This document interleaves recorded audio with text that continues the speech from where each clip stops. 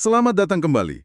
Buat Anda yang mungkin lagi dengerin ini dari unit apartemen, coba deh, pernah nggak kepikiran, di balik lobi yang kelihatan mewah, di balik semua kenyamanan ini, sebetulnya ada semacam dinamika kekuasaan yang kita nggak sadari. Sebuah perebutan kontrol yang jauh lebih rumit daripada sekedar milih ketua RT di kompleks biasa kan? Nah, itu dia.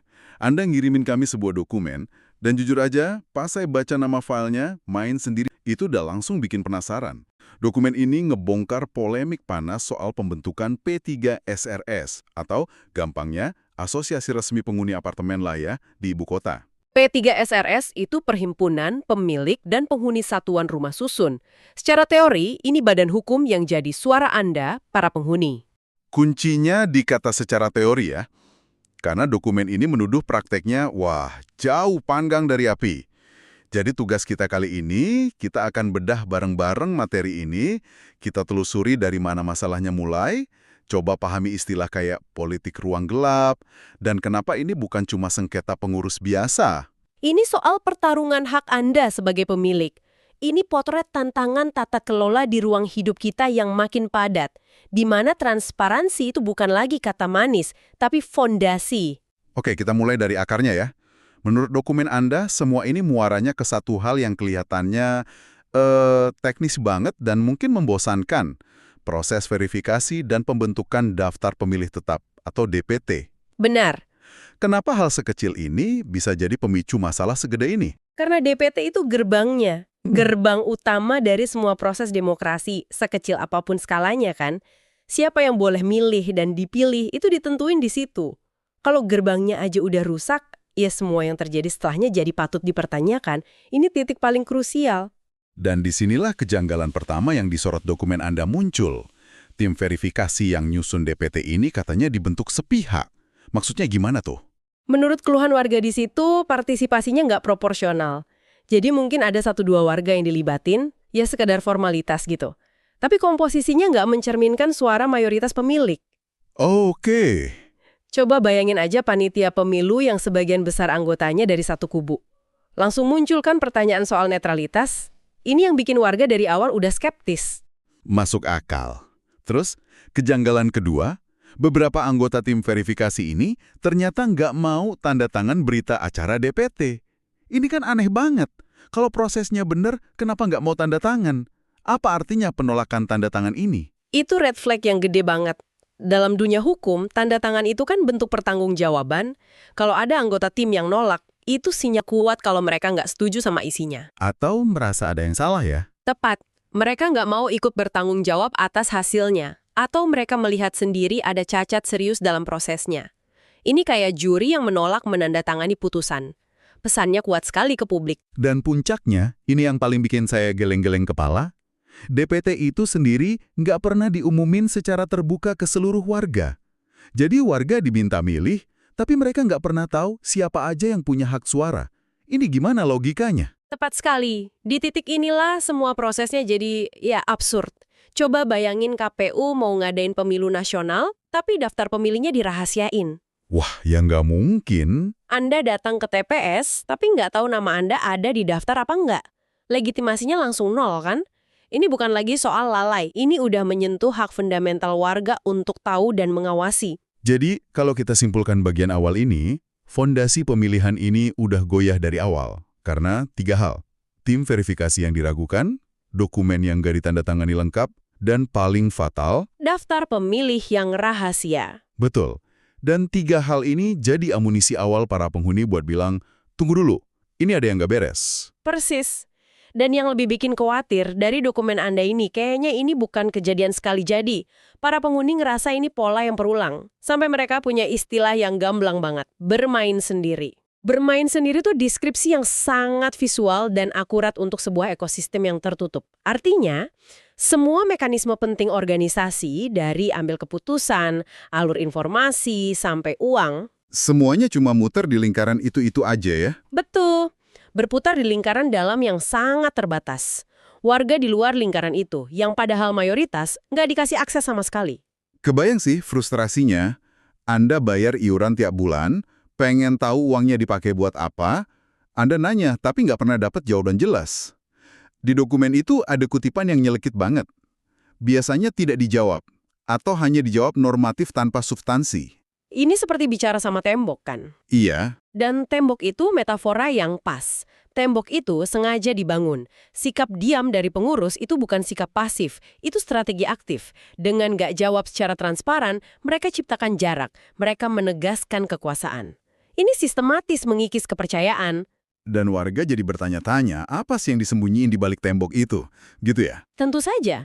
Dan menurut dokumen Anda, situasi ini diperparah karena fungsi pengawasan dari instansi pemerintah, dalam hal ini Pemda, juga dirasa nggak jalan. Seharusnya kan ada wasit di lapangan. Tapi wasitnya nggak ada. Atau wasitnya dirasa nggak bertindak tegas. Jadi para pemain di lapangan bisa terus bermain sendiri sesuka hati. Ini yang bikin penghuni makin merasa nggak berdaya. Nah, kecurigaan soal apa yang mereka sembunyikan itu lo bawa kita ke jantung persoalan. Dokumen Anda ini ngenalin istilah yang menurut saya kuat banget. Politik ruang gelap. Ini kedengarannya lebih dari sekedar manajemen yang buruk kan? Jauh lebih dari itu. Istilah politik ruang gelap ini adalah sebuah pergeseran analisis.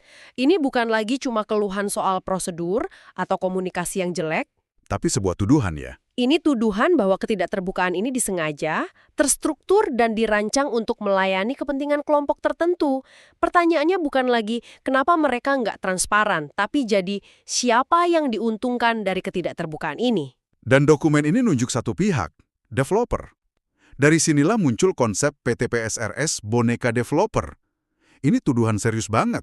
Jadi logikanya, pengurusnya tetangga kita sendiri, tapi remote kontrolnya dipegang developer. Itulah esensi tuduhannya. Dan ini yang membuatnya sangat licin. Karena di atas kertas, semuanya kelihatan sah. Pengurusnya warga, dipilih dalam rapat formal. Tapi secara substansi, ada dugaan kuat kebijakan mereka lebih berpihak ke kepentingan komersial developer. Oke. Coba kita bedah kepentingannya. Apa sih yang dipertaruhkan? Kenapa developer, yang tugasnya kan bangun dan jual unit, mau repot-repot ngendalian asosiasi penghuni? Jawabannya singkat, uang dan kontrol. Skalanya besar sekali. Coba kita pikirin soal iuran pengelolaan lingkungan atau IPL. Di apartemen besar dengan ribuan unit, total IPL per bulan itu bisa miliaran rupiah. Wow, miliaran. Dan P3 PSRS lah yang punya kuasa penuh menentukan uang itu mau dibelanjakan gimana. Dan bukan cuma IPL kan? Kontrak-kontrak vendor juga ya? Tepat. Kontrak keamanan, kebersihan, parkir, perawatan kolam renang. Kalau developer, lewat P3 SRS yang diduga boneka ini, bisa ngatur siapa yang menang tender. Misalnya, nunjuk perusahaan afiliasi mereka. Itu jadi keran uang jangka panjang buat mereka. Persis. Keran uang yang terus ngalir bahkan setelah semua unit laku terjual. Jadi, ini bukan lagi soal siapa yang jadi ketua paguyuban, ini soal pengelolaan bisnis bernilai miliaran rupiah per tahun. Dan warga, tanpa sadar, jadi donatur lewat iuran mereka. Itulah kekhawatiran terbesar di dokumen Anda. Secara hukum, pembentukan P3 SRS itu harusnya momen penyerahan kedaulatan. Developer selesai, serahin pengelolaan ke warga. Adanya tuduhan P3 SRS boneka ini berarti penyerahan kedaulatan itu seolah nggak pernah tuntas. Jadi warga punya sertifikat unit, tapi nggak berdaulat penuh atas lingkungannya sendiri. Betul. Terus gimana nasib warga yang coba kritis? Dokumen Anda nyebut kalau mereka sering dicap pengganggu stabilitas. Ini taktik pembungkaman klasik. Daripada menjawab kritiknya, lebih gampang serang orangnya. Labeli mereka pembuat onar, provokator. Tujuannya untuk mendelegitimasi kritik mereka. Dan mengisolasi mereka dari warga lain ya. Tepat. Kalau seseorang sudah dicap pengganggu, warga lain jadi segan ikut bersuara. Takut dicap sama. Jadi, mereka yang harusnya pahlawan malah dibingkai jadi musuh bersama. Sebuah pembalikan logika yang luar biasa. Mendengar semua ini rasanya cukup suram ya, seolah warga ini posisinya lemah banget. Tapi dari dokumen Anda, kelihatannya mereka nggak tinggal diam. Mereka mendorong apa yang disebut jalan terang. Apa langkah konkret yang mereka tuntut? Tuntutan mereka sebetulnya sangat logis. Nggak aneh-aneh. Pertama, mereka minta audit menyeluruh atas seluruh proses pembentukan PT3 SRS. Bukan cuma audit keuangan, tapi audit prosedural, dari titik nol. Ibaratnya tekan tombol reset gitu ya, balik lagi ke masalah DPT di awal tadi. Betul sekali. Validasi ulang semuanya. Kedua, dan ini strategis, mereka juga menuntut Pemda untuk membuka semua dokumen verifikasi ke publik. Ini cara menuntut akuntabilitas dari institusi pengawas. Ada satu kutipan di dokumen Anda yang menurut saya merangkum semangat mereka dengan sempurna. Dia bilang, kalau memang sudah sesuai aturan, buka saja semuanya, jangan ada yang ditutup-tutupi. Ini kan logika yang sederhana dan sulit dibantah ya. Sangat sederhana dan sangat kuat, karena permintaan transparansi itu ujian paling dasar bagi legitimasi.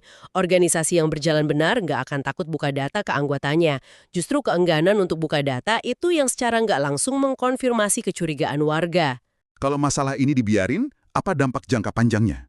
Apa cuma komunitas yang nggak akur? Dampaknya bisa sangat merusak. Jangka pendeknya, kepercayaan sebagai lem komunitas hancur. PTSRS bisa lumpuh karena warga jadi apatis, malas bayar iuran. Akibatnya fasilitas nggak terawat. Lingkungan jadi nggak nyaman. Tapi dampak jangka panjang paling bahaya adalah tumbuhnya sinisme terhadap sistem. Maksudnya? Kalau di lingkungan terdekat kita, di rumah kita sendiri, aturan bisa diakali. Bagaimana kita bisa percaya sama sistem yang lebih besar di tingkat kota atau negara? Ini merusak fondasi kepercayaan sosial kita. Jadi, kalau kita tarik benang merahnya, kita mulai dari keluhan teknis soal daftar pemilih, lalu berkembang jadi pola tembok kesunyian, dan akhirnya sampai ke analisis besar soal politik ruang gelap dan dugaan PT 3SRS boneka. Dari masalah mikro administratif, kita sampai ke pertanyaan makro tentang kedaulatan dan hak partisipasi warga. Tepat. Dan ini bukan lagi sekedar masalah sekelompok orang di satu apartemen. Dengan makin padatnya kota, makin banyak orang tinggal di hunian vertikal, ini isu yang cepat atau lambat bakal nyentuh kita semua. Ini soal hak dasar kita. Begitu besar dan kompleks, bagaimana sebetulnya peran apatisme dari para penghuni itu sendiri? Apakah ruang gelap itu bisa tumbuh subur justru karena sebagian besar dari kita memilih untuk tidak peduli? Nggak mau tahu atau nggak mau repot? Jangan-jangan tembok kesunyian itu nggak cuma dibangun oleh pengurus, tapi tanpa sadar kita ikut perkuat dengan keengganan kita sendiri untuk bersuara.